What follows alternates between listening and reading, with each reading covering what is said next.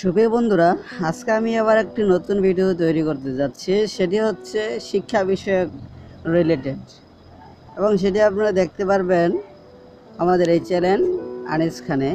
তো বন্ধুরা, ভিডিওটির প্রথমে আমি আপনাদেরকে বলবো, যারা আমাদের চ্যানেলটিকে সাবস্ক্রাইব করেছেন তাদেরকে আন্তরিকভাবে ধন্যবাদ, এবং যারা সাবস্ক্রাইব করেননি এখনই সাবস্ক্রাইব করে নেবেন এবং পাশে বেল আইকনটি ক্লিক করে নেবেন, যাতে আমাদের আপডেট ভিডিওগুলো আপনি অতি তাড়াতাড়ি পেতে পারেন।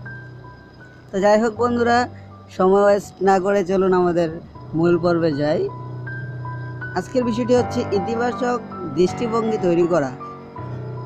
একজন লোক মেলায় লাল, নীল, সবুজ, হলুদ ইত্যাদি অনেক রঙের বেলুন বিক্রি করে জীবিকা নির্বাহ করত।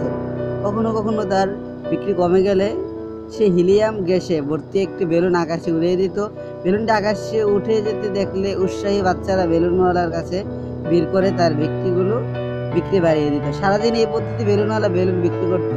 একদিন পিছন থেকে জামায় টান করতে বেলুনওয়ালা মুখ ফিরিয়ে দেখলো একটা বাচ্চা ছেলেটি জিজ্ঞাসা করলো, কালো রঙের বেলুন কি আকাশে উড়বে? বালকটি অত্যাধিক আগ্রাহ্য লক্ষ্য করে লোকটি তার আশ্বস্ত করে বলল, ভাই, রঙের জন্য বেলুন আকাশে উড়ে না, ভেতরে গ্যাস বেলুনকে আকাশে উড়ায়। ভাই, রঙের জন্য বেলুন আকাশে উড়ে না, ভেতরে গ্যাস বেলুনকে আকাশে উড়ায়। মানুষের জীবনে একথা সত্য। আমাদের ভিতরে কি আছে সেটাই প্রধান। আমাদের ভিতরে যে জিনিসটা আমাদের উপরে উঠতে সাহায্য করে তা হলো আমাদের মানসিকতা। আপনারা কি কখনো চিন্তা করে দেখেছেন কেন কোন কোন ব্যক্তি, সংস্থা বা দেশ অন্যান্যদের তুলনায় বেশি সফল? এর মধ্যে কোনো দৃঢ় রহস্য নেই। সফল ব্যক্তিরা একটি নির্দিষ্ট কাঙ্ক্ষিত ফলাফলের জন্য চিন্তা ও কাজ করেন। তারা জানেন ফল লাভের লক্ষ্যে সবচেয়ে মূল্যবান সম্পদ মানুষ। তারা আরও জানে তাকে কিভাবে গড়ে তুলে কাজে লাগাতে হয়।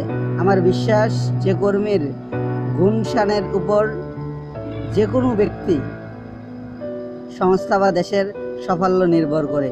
আমি বিশ্বের প্রধান সংস্থাগুলির নিযুক্ত উচ্চ অধিকারীদের সঙ্গে কথাবার্তার সময় সবাইকে একটি প্রশ্ন করেছি, যদি আপনাকে একটি জাদুদণ্ড দেওয়া হয় এবং বলা হয় যে ব্যবসায়ে উৎপাদনশীলতা ও লাভ বাড়াবার জন্য আপনি কি জিনিসটির পরিবর্তন চান, সেই জিনিসটি কি? উত্তরে তারা সবাই এক বাক্যে বলেছেন যে সংস্থায় কর্মরত ব্যক্তিদের মনোভাব যদি উন্নতর হয় তবে তারা সম্মিলিতভাবে কাজ করতে সক্ষম হবে, ফলে সংস্থায় অপচয় বন্ধ হবে, সংস্থার প্রতি অনুগত্য বাড়বে এবং সাধারণত এ ব্যবস্থায় কর্ম তৎপরতা দৃষ্টান্ত হলো স্থল হিসাবে পরিগণিত হবে।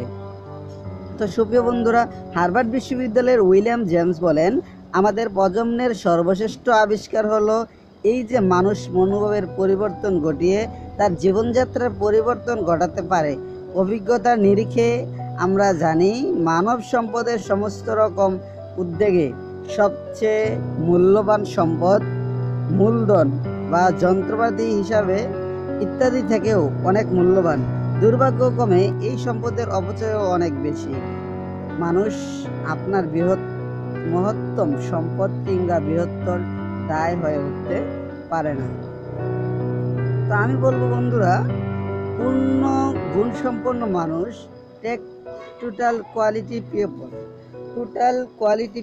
বন্ধুরা, বিষয়টি একটু ভালো করে নজর দিবেন, শুনবেন আমি আশা করছি। সেটি হচ্ছে, আমি একটি বাণিজ্যিক সংস্থার বিভিন্ন বিভাগে প্রশিক্ষণ গ্রহণ করেছি, যেমন ক্রেতা সহায়তা, বিক্রয় দক্ষতা, বাণিজ্য বৃদ্ধির কৌশল সংক্রান্ত পরিকল্পনা ইত্যাদি। নিঃসন্দেহে এই বিষয়গুলো খুবই গুরুত্বপূর্ণ, কিন্তু আমার মনে হয় কোনো প্রশিক্ষণই সফল হবে না যদি শিক্ষার্থীদের মান যথোপযুক্ত হয়। উপযুক্ত গুণমান সম্পন্ন মানুষ তারাই যাদের চরিত্র আছে, সততা আছে, মূল্যবোধ আছে, আর সর্বোপরি ইতিবাচক মনোভাবটি এখানে অনেকটাই কাজ করছে। আমার বক্তব্যের ভুল অর্থ করবেন না। নিঃসন্দেহে সমস্ত বিষয়ে প্রশিক্ষণ দরকার, কিন্তু সমস্ত প্রশিক্ষণ কার্যক্রমের সাফল্য নির্ভর করবে উপযুক্ত গুণসম্পন্ন শিক্ষার্থীর উপর। ক্রেতা পরিষেবার প্রশিক্ষণে শিক্ষার্থীকে বলা হয় প্রতিটি ক্রেতার সঙ্গে কথাবার্তায় অনুগ্রহ করে, ধন্যবাদ ইত্যাদি কথাগুলো ব্যবহার করে মুখে থাকবে মেলাময় হাসি এবং যথাসময়ে করমর্দন করবে।